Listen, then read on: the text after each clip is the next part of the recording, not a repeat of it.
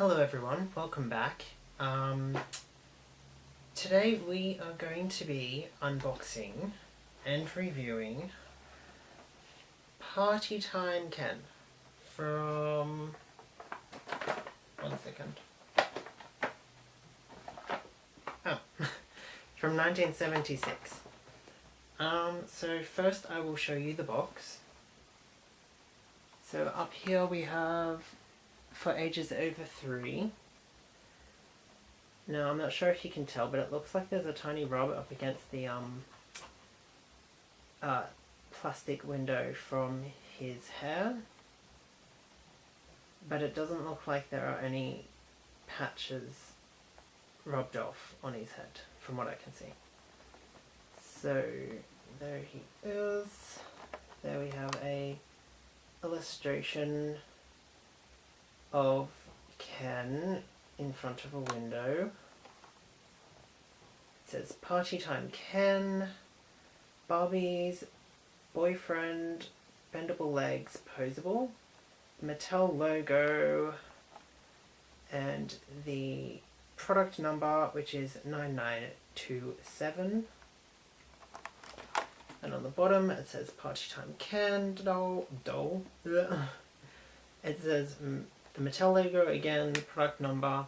It's the same on the top, except there's also a sticker with 1990 printed on it. Now I'm not sure what, I'm assuming that's a price, but that seems a bit expensive to be in dollars, so I'm assuming it's some other currency.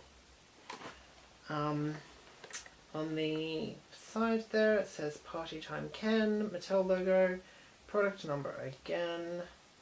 The window continues onto both sides. Same again. Then on the back it says today's teens in glamorous fashions. Yeah, today's teens in glamorous fashions. There's Partytime Barbie, glamorous golden girl. And then we have there. And then we have Partytime Ken, Barbie's boyfriend, and Partytime Skipper, Barbie's little sister. Then down the bottom here, I'll just get it to focus. You can read it yourself if you want. So a very simple box. So this doll, I believe, was a European exclusive or European Canadian exclusive. I'm not sure if it was available here in Australia. I got this from an overseas seller, so I'm sure it would have been available in Australia as well, as they usually are. As you can tell, the front of the box is faded. It's obviously been on display in the sun, but the doll seems fine. The window's cracked. So on both ends it's a flap that pulls out. Very simple. With these boxes, you never know if the doll is truly never removed from box unless it's been sticky taped and the sticky tape is unbroken. But most of the time you can tell if it's been opened or not by the doll itself. I also like these boxes because if you want to keep the box, you can still take the doll out and then put it back in the box later. But obviously if you do that, you should never sell the item as never removed from box because it's not. I hope you can hear me over the noise of the box. So there's the box. It came with the limited warranty sheet. So it's very simple. It's got a twist tie at the back, which does not seem to be tied at all. It's got a twist tie down the bottom around his foot, which does seem to be relatively tied. It's twisted around once. And yeah, so he does seem to have a bit of a yellow tint to his face, which I'm assuming is from the orange packaging. But I'm sure it will come off with rubbing alcohol. So yeah, let's take him out.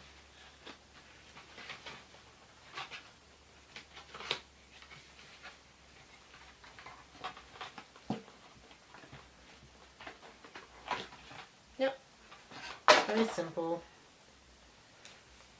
easy to remove. Now the twist tie around his waist is put on underneath his jumpsuit, I guess you call it. Now I looked him up online. Some people mentioned that his suit was shoddily made. I don't think I agree with that entirely.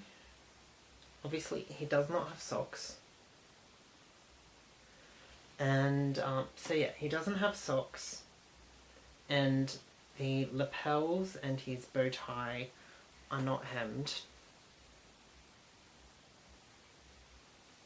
They're not hemmed. But the fabric seems to be some sort of laminated velvet sort of fabric, and it does not look like it would fray very much, so I don't think it was necessary to hem it. I also like that it's not hemmed, because sometimes when you hem things they tend to bulk up and then it will not sit naturally on the doll, which is annoying and unattractive. I guess another reason people may say that it's shoddily made is because it is a jumpsuit. I haven't looked at it. I've read that it's a jumpsuit. So let's just take this jacket off. Please don't be broken.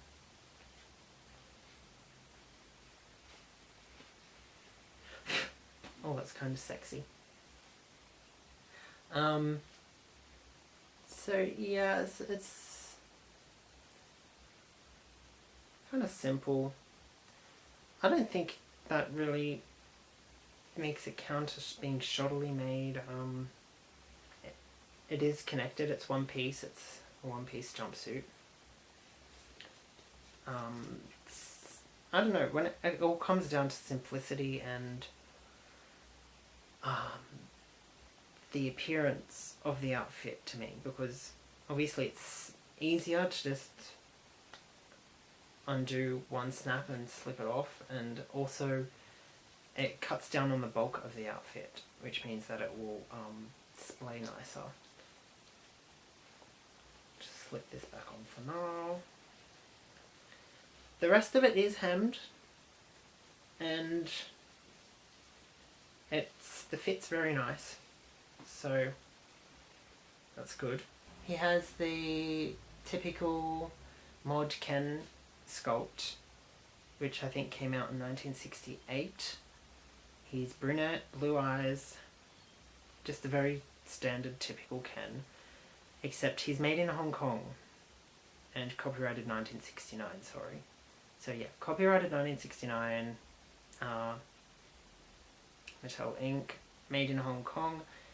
These dolls, later Mod Ken dolls, tend to have really rock hard heads. See, can't squish it. So yeah, it's very hard. It's got sort of a, to me it feels sort of like porcelain or something, but it has this very hollow sound when you brush your finger against it, which is odd. I quite like it. So he has the palm to rare hands,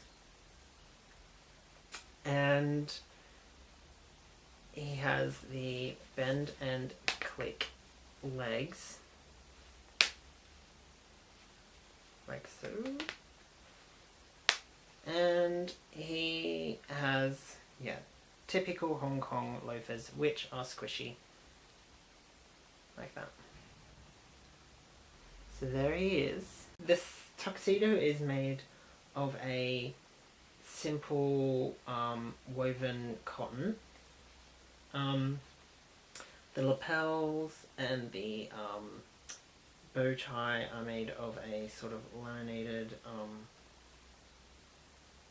velvet.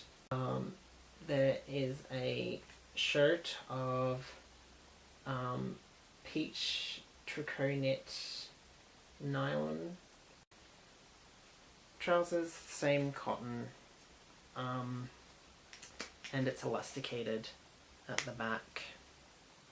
So that is Partytime Ken. There isn't too much to say about this doll. He's very simple. He is technically from the Superstar era, being made in 1976 and having the Superstar Ken logo.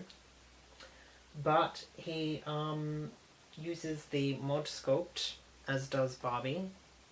Skipper has this sort of Malibu face. Yes, simple outfit, simple make, typical Ken doll, and packaged simply as well. So that's it for this video. I hope you enjoyed it. I will be back soon with another doll review, and I wish you guys a happy and safe week and weekend, and I will see you guys soon. Bye!